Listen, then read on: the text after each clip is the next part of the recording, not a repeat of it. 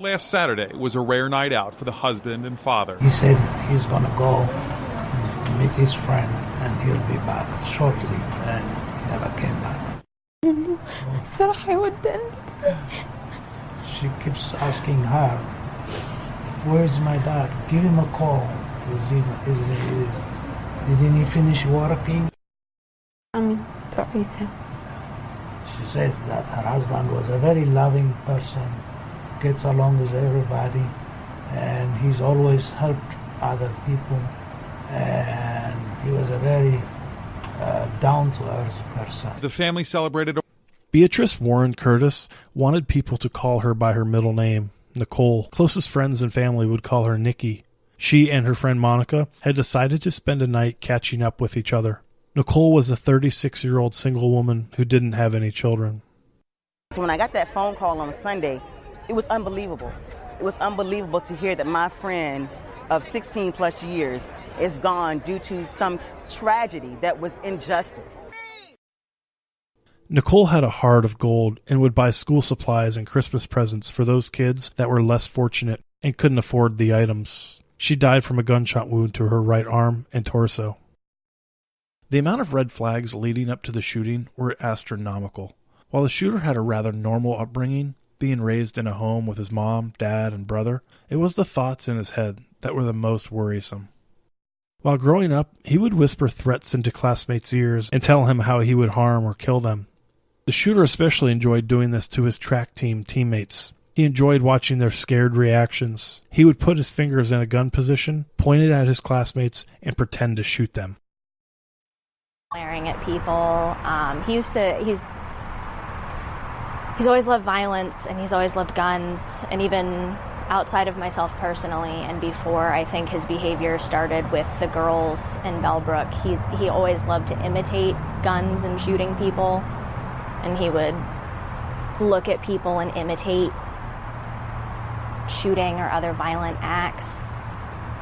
He was the type of person that loved the shock value. The shooter was part of a porno grind band while in school called Menstrual Munchies. The band would sing very dark and gore-filled songs containing descriptions of sexual violence. Investigators found an old MySpace profile that the shooter had created, which contained many hand-drawn sketches with concerning and scary captions under each sketch. For any girl that turned down his advances, the shooter would describe to them in detail what he planned to do to them. One former classmate said that the shooter told her that he fantasized about tying her up and slitting her throat. In 2012, the shooter was suspended from Bellbrook High School due to creating a hit list and a rape list filled with students' names. He wrote the shooting list, I think, on the bathroom wall, and that was found, and I think that had the names on it, and then the rape list was in a notebook. She says The school disciplined him with a suspension and had a heavy police presence at the school, with counselors on hand to speak to students that were afraid. The police called each other and every student that was found on the list and alerted them that their name was listed. Over 1/3 of the students didn't show up to school the next day due to fearing of being killed, which is something no child should ever have to feel, especially while at school. The students weren't told exactly what was happening. One day the shooter was in school, then he was gone for a bit, and then one day he was back at school again. Unfortunately, though, the students were giving no warning that the shooter would be coming back to school. Exact details about the hit and rape list incidents are hard to find due to the shooter being a juvenile at the time. The shooter's juvenile record is sealed and it is unknown what, if anything, he was charged with as a result of the hit list. The shooter enjoyed drama class and acted in the school play of A Midsummer Night's Dream. He was also a part of Bellbrook High School's junior ROTC military program. After he graduated, the shooter enrolled at Sinclair Community College in 2017 and began majoring in psychology. It was at Sinclair Community College where the shooter would meet his girlfriend, Adelia Johnson. The two had a brief relationship, dating for only a couple of months. The shooter confided in Adelia and spoke to her about how he had bipolar disorder and could possibly have obsessive-compulsive disorder. Adelia had her own mental health illnesses, so this didn't scare her off. What she did find odd was the amount of knowledge the shooter had about mass casualty events. This definitely wasn't about race. This wasn't about religion. This wasn't him trying to hurt a specific group or make any sort of statement. He was not a big statement person. If he was doing this, it was probably in the moment and it was personal. He talked to me about how people needed to take more action and maybe start a little ruckus. He never mentioned anything to the scale or wanting to do anything extreme, just that quiet protests weren't enough. There needs to be more direct action. And at that core, I believe. To his extreme, not at all. It feels like I'm in an alternate universe. What a weird sentence. My ex-boyfriend was a mass murderer.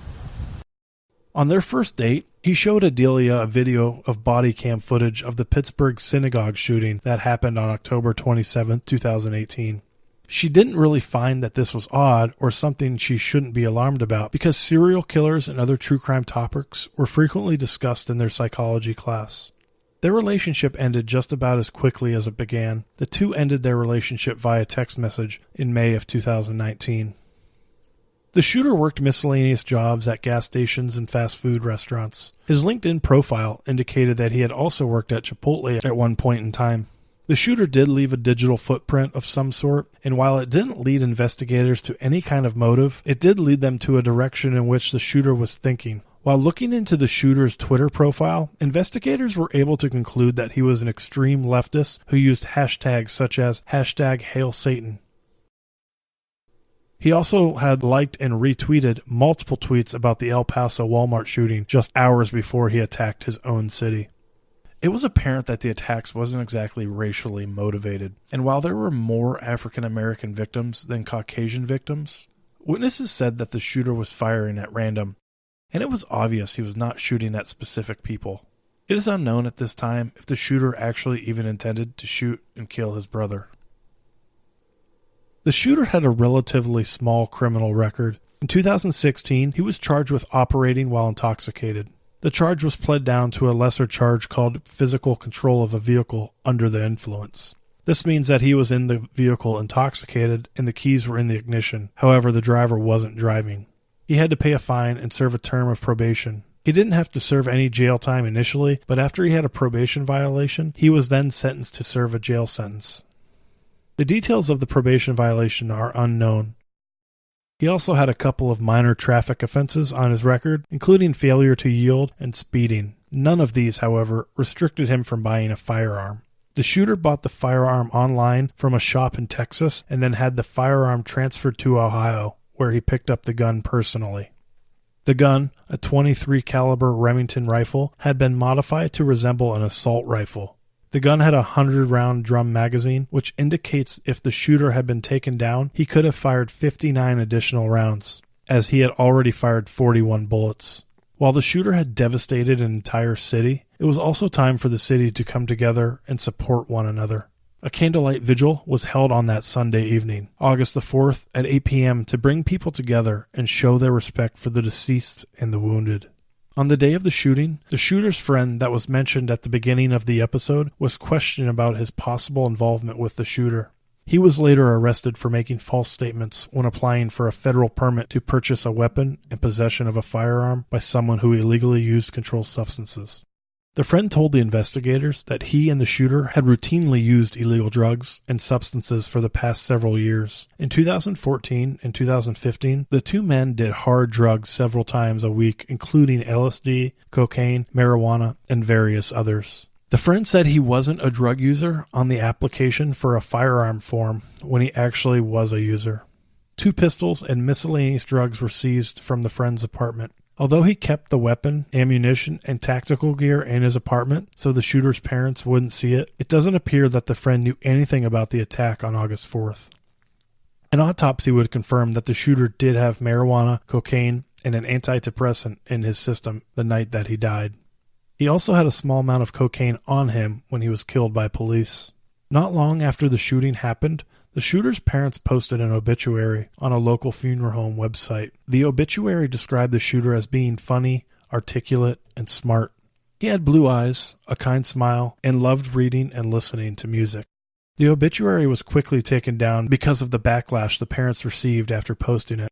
Comments came flooding in, accusing the family of being insensitive in posting the obituary. When the obituary was taken down, it was replaced by a message from the shooter's parents apologizing for coming off as insensitive, and that was not their intent at all. He's the 24-year-old who opened fire at a bar in Dayton, Ohio, killing 9 people before being shot dead by police. Now his family is remembering him in an online obituary. But what is raising eyebrows is the fact that there is no mention of the massacre. The Dayton mass killer. Funny, articulate, intelligent, a kind smile. Who would describe him that way? It only says that he passed away on Sunday, August 4th. The obituary boasts that he was an avid reader who read Harry Potter before entering first grade. There are some people who were concerned it was almost like glorifying the shooters. Today, the family made the decision to take down obituary. As stated before, there were many red flags leading up to the attack on the Oregon district. Almost all mass shootings are planned, and it's our job as a society to look out for those warning signs and speak up before the unthinkable happens. If you notice someone buying an unusually large amount of ammunition or tactical gear, speak up. If you hear someone talking about having urges to hurt other people, speak up. If you know someone who has an unhealthy amount of fascination with prior shootings, please speak up. It doesn't matter how unimportant or silly you may think it seems. You could be saving a life, or possibly many lives. Believe people when they speak up about things. Believe survivors. Believe children. Believe women. So many of these things get brushed under the rug, either as not real, or even if they're real, they're not taken seriously. Like if you just don't give him the attention that he wants, it will go away. And now we have learned through so much pain that it does not just go away.